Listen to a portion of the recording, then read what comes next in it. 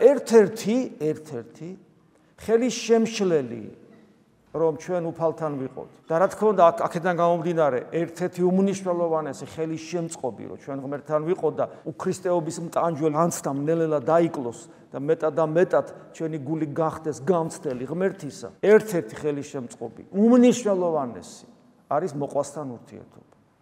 თუ ჩვენი ურთიერთობა მოყვასთან არ გამოსწორდა და არ დალაგდა და ეს არის ძალიან რთული, ყველამ ვიცით. თუ ეს არ დალაგდა და არ გამოსწორდა, არაფერი არ გამოვა.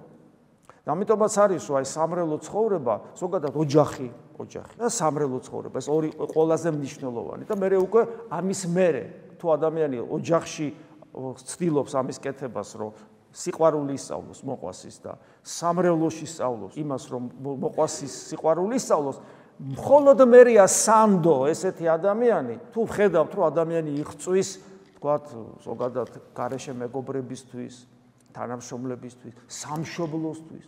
თორე თუ ადამიანს ოჯახის სიყვარული არ ესმის, მორწმუნე სამრელო სიყვარული არ ესმის, ახლო ადამიანების სამშობლო ესეთი მაღალი კატეგორია, რომ თუ ამის გამოტოვების გარეშე შენ ფიქრობ, რომ სამშობლო გიყვარს, უბრალოდ მატყუ არ ახარ. და თუ საკუთარ თავსაც აწყვილებ, ხილში ხარ და ასე შემდეგ.